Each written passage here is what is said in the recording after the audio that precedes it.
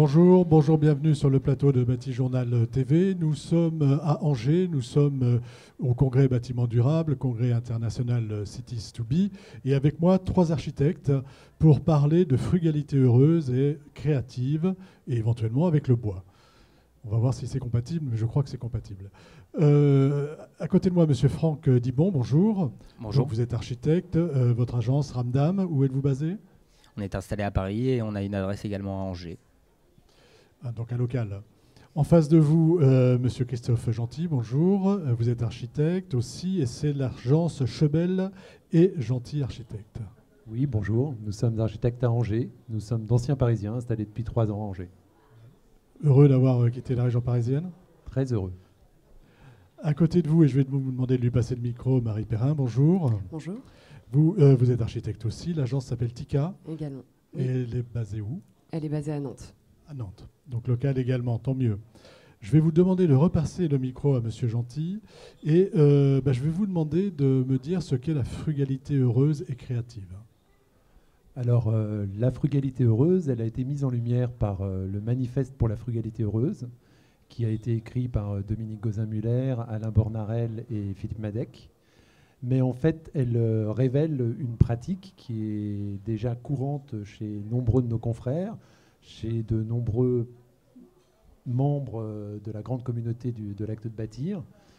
Et simplement, elle a été révélée dernièrement par ce manifeste qui avait pour but de promouvoir la frugalité heureuse et également, surtout, de rassembler les gens de façon à partager nos expériences, parce que la frugalité heureuse, ce n'est pas un dogme, c'est avant tout une démarche concrète que chacun d'entre nous autour de la table, nous essayons de mettre en œuvre dans nos projets, qui n'est pas figée, qui nécessite de se remettre en cause systématiquement en fonction du site et des programmes qui nous sont confiés, car c'est avant tout une démarche très contextualiste dont le but est de limiter l'empreinte de nos bâtiments sur l'environnement et de produire les bâtiments en même temps qu'ils soient les plus confortables et les plus adaptés possibles. Alors, on va tout de suite évacuer quelque chose. Le terme frugalité peut faire un peu peur à certains. Hein. On est bien quand on a la satiété, et puis la frugalité, on se dit, tiens, je vais avoir un peu faim. Est-ce que comment on bannit en fait comment on devient heureux avec la frugalité ? Alors, la frugalité, on a adjoint le terme heureuse, effectivement, parce qu'il y avait toujours une forme de crainte qui s'installait relativement au terme frugal. La frugalité renvoie pour nous plutôt en opposition à la surconsommation. L'idée, c'est d'investir un maximum d'intelligence dans la conception des projets pour justement, derrière, réduire le recours à des ressources et le recours à de la consommation, soit pour fabriquer les bâtiments, soit pour compenser leurs défauts. Donc la frugalité, au contraire, le but, c'est d'arriver à des bâtiments avec une empreinte légère et dont le bon fonctionnement, à la bonne adéquation avec les usages, va au contraire amener à la satisfaction et au confort de ses usagers. Alors, est-ce que vous voulez ajouter quelque chose sur la frugalité et sur cette frugalité heureuse ? Comment vous la vivez-vous ? La question, c'est la question de l'économie de matière. Mais pas l'économie de matière grise. L'économie de matière au sens de celle qu'on va mettre en œuvre dans les bâtiments, qu'elle soit la plus environnementale possible, mais aussi qu'elle puisse être démontable, réemployable, ajustable dans le temps, mais qu'elle ne soit pas aux dépens de l'usage qui est proposé aux habitants quand il s'agit de logement ou aux utilisateurs quand il s'agit d'un bâtiment polyvalent. Voilà, pour reprendre l'exemple de la nourriture, on fait attention à ce qu'on mange, mais ce n'est pas pour autant qu'on va se priver. Non, il s'agit de mieux manger. Mieux manger, de savoir d'où viennent les produits, où est-ce qu'ils ont été cultivés et comment on va, et qu'ils soient aussi meilleurs. Voilà, et ça fonctionne de la même manière. Je rejoins également parce que l'idée, c'est vraiment de consommer moins, mais mieux. Et donc dans l'architecture, on peut aussi tout à fait l'appliquer avec justement de l'intelligence et pouvoir travailler Il n'y a pas de recette, il n'y a pas de recette, mais ça fait appel au bon sens. On essaye de voir ce qui se passe sur les sites, quelles sont les dynamiques en place, et on essaye de travailler avec au maximum. On travaille avec ce qu'on a autour de soi. Au maximum, oui. Et puis surtout d'utiliser le moins de ressources possible, et en tout cas si elles sont de les utiliser avec des ressources plutôt renouvelables, mais ça peut être aussi du recyclage, du réemploi, enfin, c'est vraiment très créatif comme démarche. Et le but, bien sûr, c'est de multiplier le bien-être, puisqu'on se rend compte que dans certains bâtiments qui sont un peu standards aujourd'hui, on a quand même un déficit de bien-être. Donc aujourd'hui, c'est vraiment grâce à cette démarche, de tendre vers ce bien-être au maximum. D'aller au maximum vers le bien-être. Alors, on avait appelé, nous, cette émission Frugalité heureuse avec le bois et les matériaux biosourcés. Je voudrais que vous me disiez en quoi ce matériau, sans en exclure d'autres, peut répondre à cet aspect frugalité heureuse. Le bois, déjà, c'est son caractère de piège à carbone, le fait que ce soit une ressource naturelle renouvelable. Mais au-delà de ça, pour moi, il y a aussi une vraie qualité en chantier. C'est-à-dire que le bois, c'est quand même une garantie de chantier propre. Parce que dans le travail sur la frugalité, on s'intéresse non pas seulement aux produits du bâtiment, mais également à sa mise en œuvre, également à sa durée de vie. Le recyclage du bois, il est existant, il est efficace. Le démontage du bois sur les chantiers, c'est aussi possible. Le circuit court, c'est possible avec le bois. Et c'est en plus un corps d'État dans lequel on a aujourd'hui encore des compétences très pointues, en même temps qu'une parfaite intelligence de la technicité des ouvrages. C'est-à-dire que le bois, il n'y a pas de boîte noire. On est capable de comprendre facilement la manière dont fonctionnent les assemblages, de les travailler. On a une richesse, une plasticité qui est très importante. Et puis, chose non négligeable, Marie en parlait à l'instant, c'est qu'après, au niveau du ressenti et du confort, il y a aussi un aspect sensuel dans le bois, qui est ressenti, moi, par tous les utilisateurs à qui on a livré des bâtiments en bois, qui donne lieu à une grande satisfaction, à une forme de bien-être d'habiter dans le bois. On s'y sent bien, ça c'est quelque chose qui revient assez régulièrement. Vous voulez ajouter quelque chose sur cet aspect ? Oui, parce qu'il y a des études, alors je ne les connais pas bien, mais il y a des études qui ont été faites notamment sur le pouvoir biophilique du bois. Oui, tout à fait. Oui, on a eu connaissance et on a même reçu un architecte qui en parle beaucoup. Oui, c'est sérieux, c'est pas... Voilà, c'est quand même un matériau. C'est quelque chose d'avéré, on va dire. Exactement. Et c'est vrai que je rejoins aussi le côté très créatif. Il y a 1000 manières de travailler le bois dans le système constructif, dans les bardages en extérieur, dans les finitions en intérieur. Donc on peut avoir vraiment une très très grande diversité avec ce matériau. C'est pour ça que c'est aussi agréable de le travailler. De travailler. Eh bien, on va aller voir la diversité et on va aller voir que là, on est dans une série, donc on a du bois. Et vous allez nous expliquer un petit peu ce qui a été réalisé. Donc c'est le pavillon d'accueil de la scierie de Corzet. Oui, à 15 km d'ici. À 15 km d'ici. Sur la route de Paris. Sur la route de Paris. Sur la départementale désormais, c'était nationale. On peut aller le visiter ? Oui, bien sûr. C'est ouvert. Vous pouvez aller y acheter du bois encore. D'accord. Alors, parlez-nous de ce bâtiment. D'abord, quelle était la commande ? Donc la commande, c'était de regrouper un certain nombre de fonctions de la scierie au cœur d'un seul bâtiment, les fonctions d'accueil du public, de vestiaire et de bureau de l'administration qui étaient disséminés un petit peu partout sur un site de 4 hectares. Donc en fait, c'est une entreprise artisanale, familiale. Qui veut faire son bâtiment. Exactement, qui veut faire un bâtiment dans l'esprit de transmettre son activité et de transmettre un savoir-faire et une image, de véhiculer également l'image de la manière dont il travaille le bois. Parce que c'est une scierie un peu particulière qui n'est pas spécialisée, qui scie toutes essences. D'accord. Alors, sur ce bâtiment,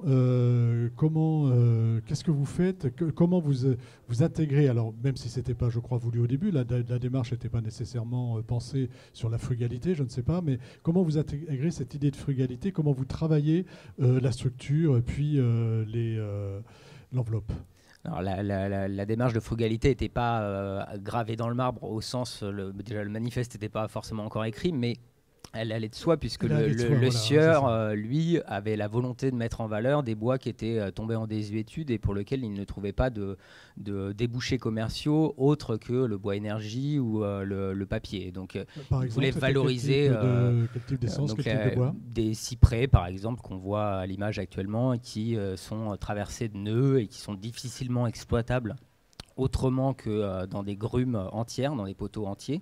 Dès qu'ils vont être sciés, ils vont perdre des nœuds, perdre de la matière. On aura du mal à en faire quelque chose d'intéressant. Donc l'idée, c'était à chaque fois, sur chacune de ces matières, de lui trouver un débouché en toiture, en façade, en parquet, en menuiserie, en agencement, qui soit adapté à la qualité de ce bois, et ce qui nécessite un long travail d'inventaire et de dialogue avec le sieur qui, lui, a une connaissance bien plus accrue que la nôtre. En tant qu'architecte, on a l'habitude de dessiner des bâtiments, mais on est finalement assez peu accoutumé à la question de la matière.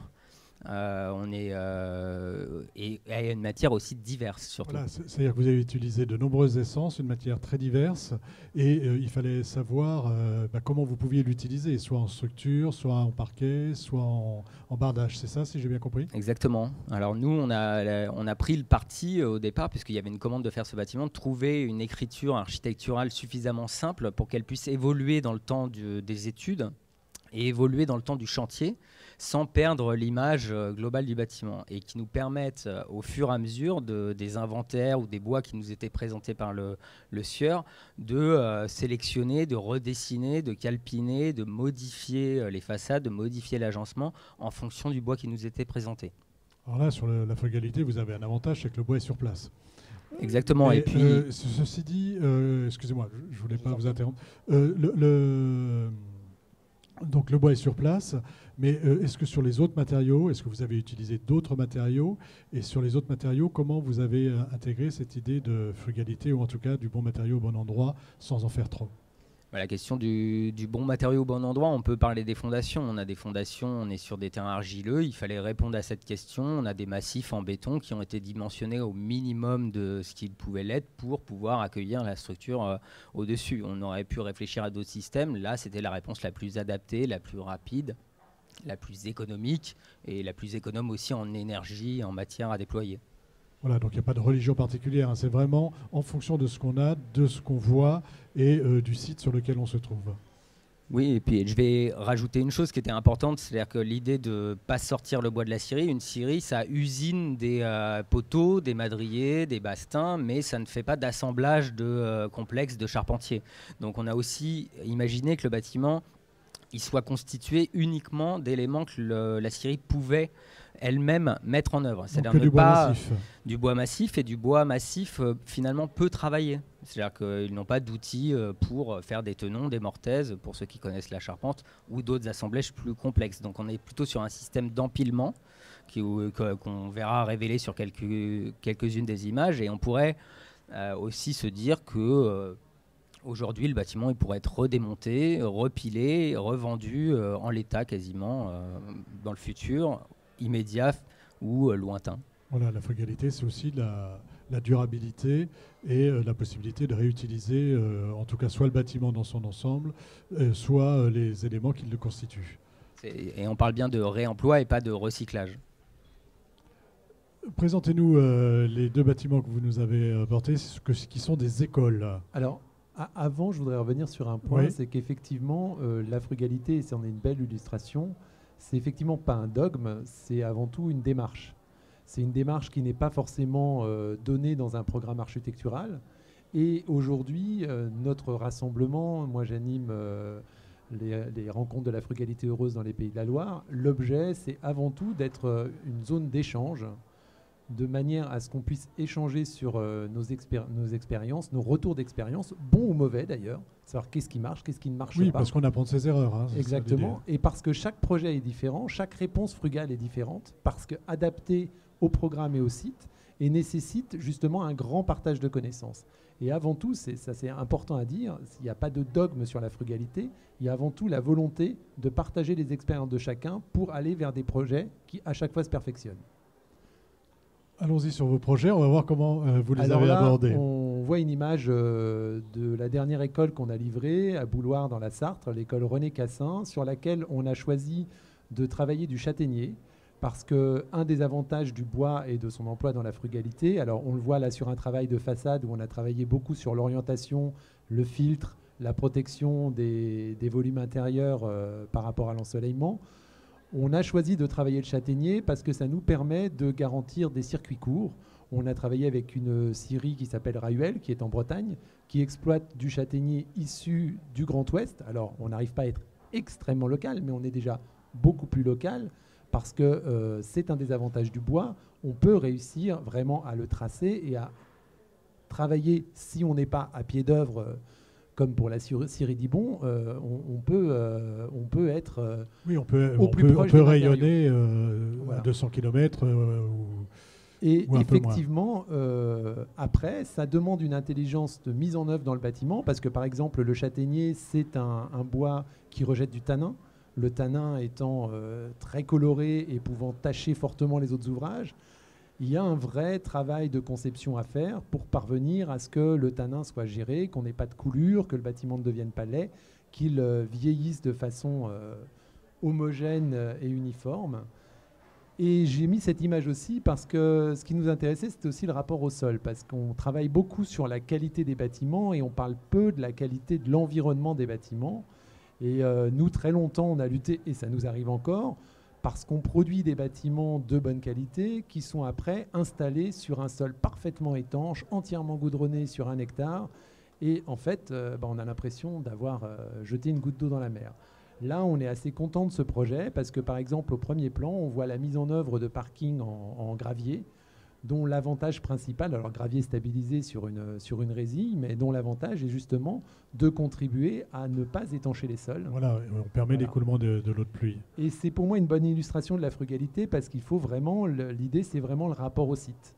C'est non seulement l'orientation du bâtiment, non seulement l'utilisation de matériaux en circuit court et de matériaux avec une faible empreinte carbone, mais c'est également la manière dont on impacte le site. Voilà, donc le bâtiment et le site là où il est et la manière d'impacter le bâtiment. C'est le enfin, cœur d'impacter, excusez-moi, le site avec le bâtiment. Dans notre pratique de la frugalité dans l'agence, c'est effectivement le premier point. C'est d'abord le rapport au site et l'impact qu'on va avoir sur le site. On a une seconde école, et je vous demande de faire un peu plus vite, et de nous dire, donc cette fois-ci, même chose, hein, voilà. Même question. Alors là, c'est un des premiers bâtiments publics qu'on a réalisé, qui est une école dans la Sarthe, à Voivre-lès-Le-Mans, dont la particularité est de bien illustrer la problématique qu'on met en œuvre sur les bâtiments frugaux, qui est aussi la bioclimatique. C'est-à-dire un vrai travail sur l'orientation, sur la manière de tirer le meilleur parti de l'environnement dans lequel on se situe. Là, typiquement, on est sur une école où on avait un budget pour de l'extension de classe, sans circulation, et où, dans le cadre de l'enveloppe qui était dédiée au projet, on a mis en œuvre une serre horticole qui sert à la fois de zone tempérée pour le vestiaire des enfants, qui peut être complètement ouverte et qui se ventile, qui n'est pas chauffée, qui se ventile naturellement. Il ne fait jamais plus de 22 degrés dans la serre. Et tout ça sans impacter le budget final du projet.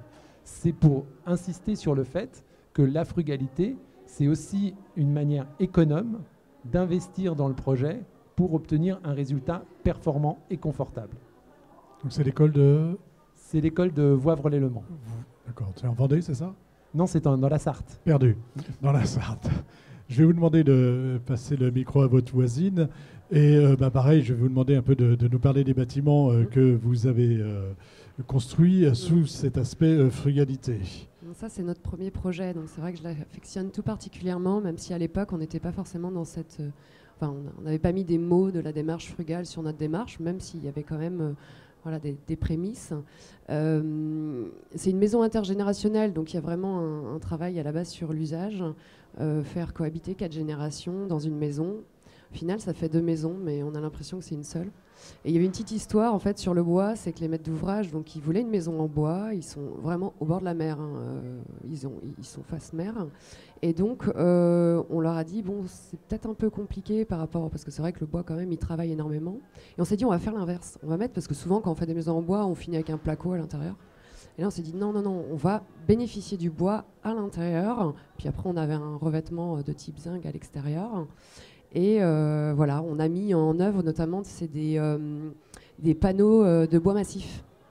Voilà, c'est quelque chose qu'on avait déjà développé aussi dans d'autres agences quand on travaillait, et on les a mis en œuvre pour la première fois pour notre agence.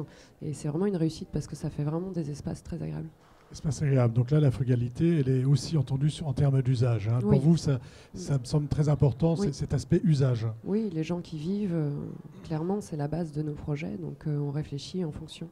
Ce bâtiment, Ah, c'est la ferme du Marais Girard. C'est des villas de vacances. Là, on ne voit pas les bâtiments existants, mais il y a des bâtiments existants d'une ferme qui n'était plus en activité.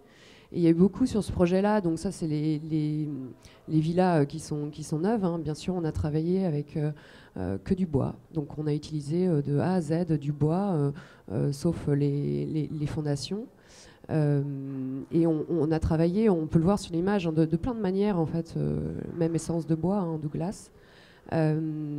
Donc pareil, ça fait des espaces très agréables. Et on a fait aussi, on ne le voit pas sur cette image, mais on a beaucoup réutilisé le bois qui a été déconstruit. Il y avait des granges notamment qui étaient en ruine, qui tombaient.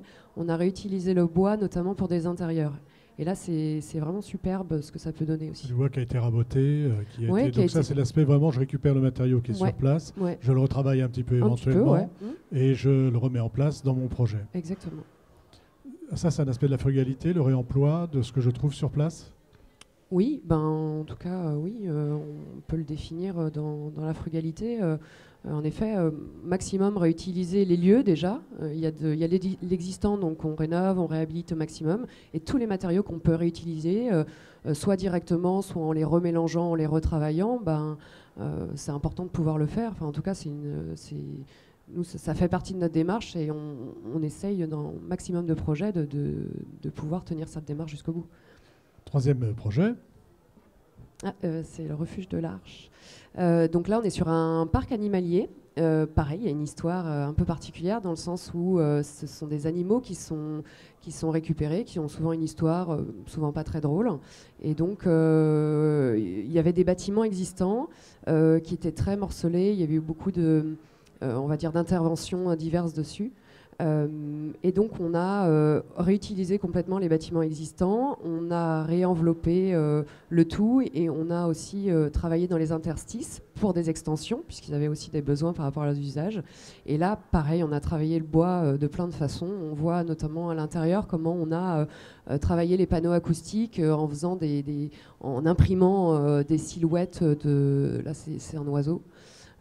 Et quelle ambiance ça peut créer dans cet espace, c'est l'accueil. Hein. Donc dès qu'on rentre dans l'espace, on se sent déjà immergé en fait, dans une histoire que le lieu va raconter ensuite avec les animaux. Voilà, donc là, on trouve des bâtiments dispersés, hein, on les assemble, on les rénove, donc on ne va pas aller construire plus loin. Non. Et c'est en cela aussi qu'on est frugal. Hein. Oui, on essaye de maximiser, d'être plus dense possible et voilà, les sols, l'espace, en fait, c'est vraiment une ressource très importante et il ne faut pas la gaspiller. Donc, au maximum, on essaye de se contenir dans les enveloppes. Après, bien sûr, il peut y avoir des extensions qui sont nécessaires un petit peu, mais on essaye d'abord de travailler, en fait... travailler avec ce qu'on a, que ce soit le bâtiment qui existe ou les matériaux qu'on va pouvoir trouver. Et puis ensuite, d'être raisonnable, on va dire, dans le matériau, mais sans sacrifier à l'usage. Hein, on a bien compris. Complètement. Je vais vous demander une petite conclusion à tous les trois. Qui veut commencer? Vous avez le micro. Sur cet aspect de frugalité heureuse, sur comment vous voulez porter ce message en fait. Je pense qu'on a vraiment... il y a vraiment une appétence qui est en train de se développer sur la frugalité. Enfin, je le vois en parlant avec des confrères, avec des co-traitants, avec des maîtres d'ouvrage. Moi, je voudrais dire à ceux qui n'osent pas trop se lancer, allez-y parce que franchement, c'est vraiment une source aussi, pas que de bien-être pour les futurs usagers, mais aussi dans le travail. Dans les projets que je vous ai montrés, il y a aussi des histoires humaines qui sont au-delà, on va dire, du résultat. Il y a vraiment eu un travail qui a été fait très fort avec les équipes, avec les artisans, les entreprises, avec le maître d'ouvrage. Et il y a vraiment quelque chose de très fort qui en est ressorti. Et je pense qu'on est tous ressortis gagnants de cette histoire. Et finalement, le résultat, il est vraiment... très, très intéressant. Sur le plan humain, il se passe aussi quelque chose. Exactement, en fait. C'est pas que vraiment le résultat, le bâtiment fini. Donc il y a une aventure, une démarche qui est vraiment aussi dans le faire le projet. Faire le projet. Je vais vous demander de passer le micro à votre voisin. Il y a des rencontres, vous nous avez dit. C'est des rencontres qui ont lieu tous les combien? Les gens qui seraient intéressés, vos confrères qui seraient intéressés et autres, comment ils font pour vous contacter? Alors, ils peuvent me contacter directement à l'agence Chebel-Gentil à Angers. Je pense qu'ils trouveront mes coordonnées. Oui, comme nous, on l'a pu faire. Voilà.